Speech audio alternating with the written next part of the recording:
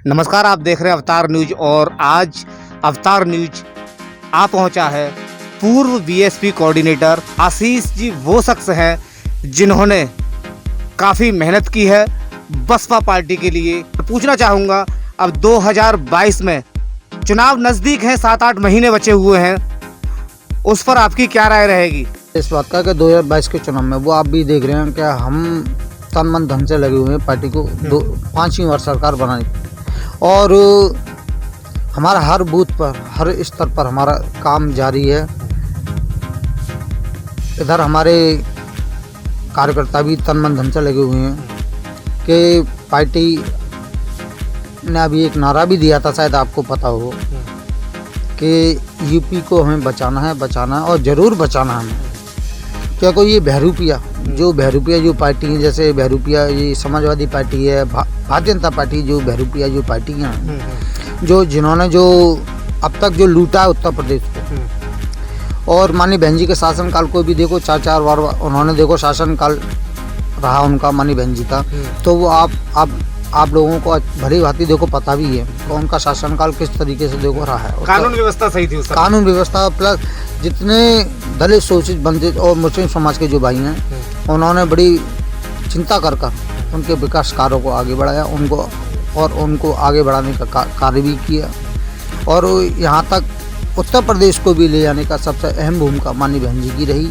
जो उत्तर प्रदेश आज इस चरम सीमा पर जो उपलब्धियों में जो गिना जाता है, वो माननीय बहन जी के कारण गिना जाता है, ना कि भाजपा के कारण, ना कि समाजवादी पार्टी के कारण गिना जाता है। अच्छा आशीष जी, मैं एक बात और पूछना चाहूँगा, जैसे उत्तर प्रदेश में जैसे जैसे चुनाव नज़दीक आते जा रहे हैं और बहन जी ने ब्राह्मणों को साथ लेकर चलने का जो वादा किया, उस पर क्या कहना चाहेंगे?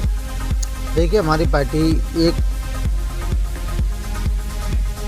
ऐसी पार्टी है, बहुजन समाज पार्टी, जो सर समाज की ऐसी पार्टी है, और एक नारा भी दिया हमारी माननीय बहन जी ने कि सर्वजन हिताय सर्वजन सुखाय, वो आपको भी देखिए पता है।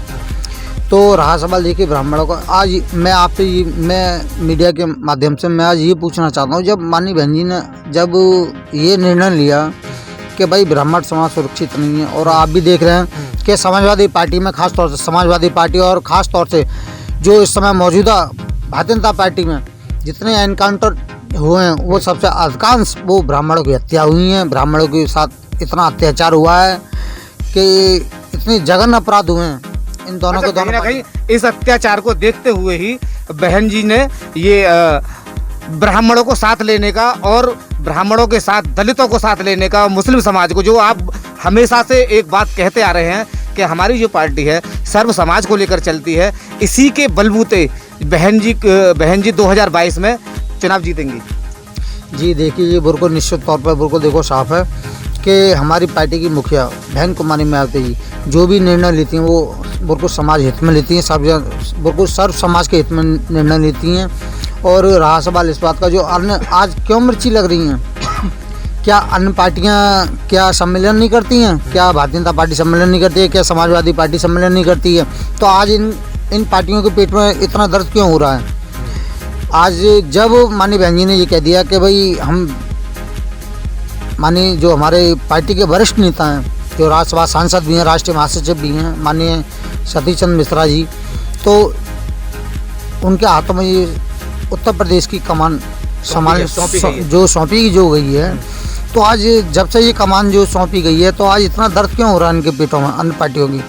तो क्या इनको ये महसूस नहीं है कि इनकी सत्ता और इनकी सरकार में और इनके शासनकाल में जो ब्राह्मण समाज का जो जितना उत्पीड़न हुआ है, शायद ही मेरे हिसाब से अन्य पार्टियों की सरकार में नहीं हुआ, और ख़ास तौर से हमारी बहुजन समाज पार्टी की सरकार में रत्ती भर नहीं हुआ, कतई भी नहीं हुआ है। माननीय बहन जी ने खास तौर से ब्राह्मण समाज को, मुस्लिम समाज को, और बैकवर्ड समाज को और एससी समाज को सबसे ज़्यादा विशेष तौर से साथ लेके जो चली, और जो सर समाज को जो साथ लेके चली, तो इनके आज पेट में उसी बात का सबसे ज़्यादा दर्द है। और मैं ये और कहना चाहता हूँ, एक हमारे चंद्रशेखर रावत जी हैं, जो वो दलितों के आज इतने जो हितैषी बनते हैं, जो चिन्नी चोर हैं, जो भाजपा के एजेंट हैं, कांग्रेस के एजेंट हैं।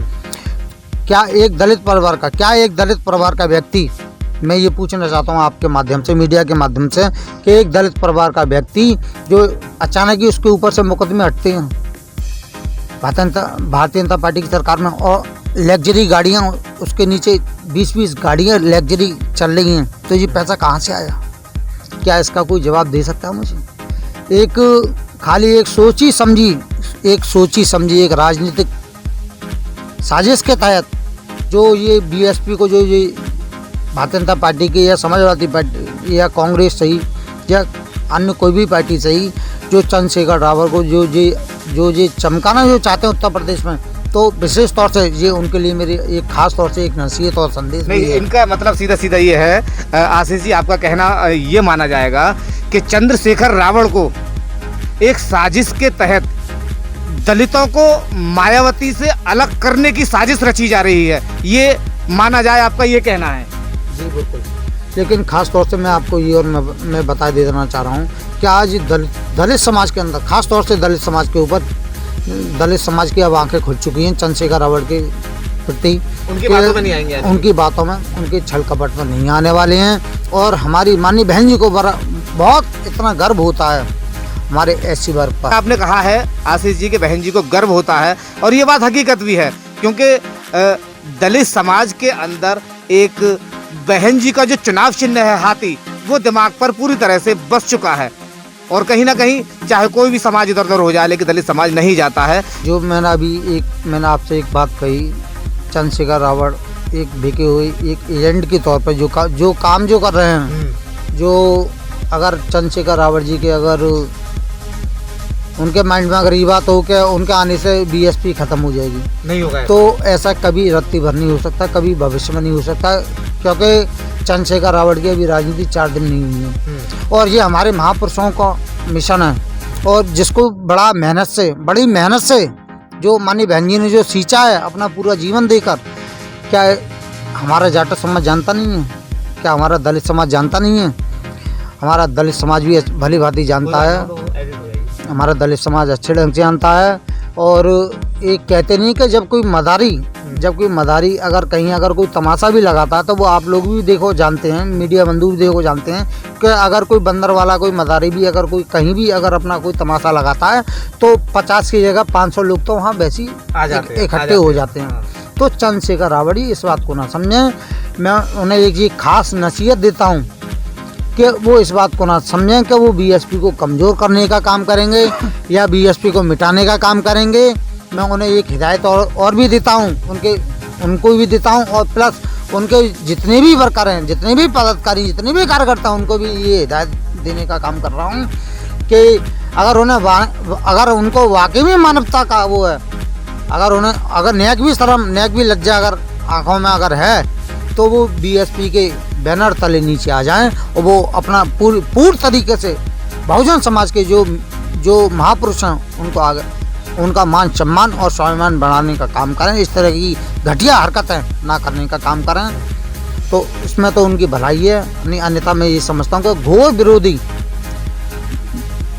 भाजपा एंड कंपनी तो खैर घोर विरोधी थी, और सपा भी घोर विरोधी है बहुजन समाज पार्टी की। और इन दोनों से भी परे हटकर चंद्रशेखर रावत भी बहुत घोर विरोधी हैं दलित समाज के। अगर लगाव था चंद्रशेखर रावत जी को, तो वो पाकिस्तान चले जाते। पाकिस्तान में क्या तमाम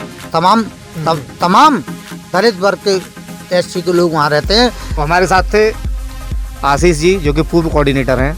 इन्होंने काफ़ी संघर्ष किया है और पार्टियों को ले जाने के लिए ये समय समय पर मीडिया से रूबरू होते रहते हैं, और इनके अंदर जो भी बातें होती हैं बेवाक उनका सही जवाब ये देते हैं। बने रहिए हमारे साथ। मैं हैप्पी राजा, अवतार न्यूज।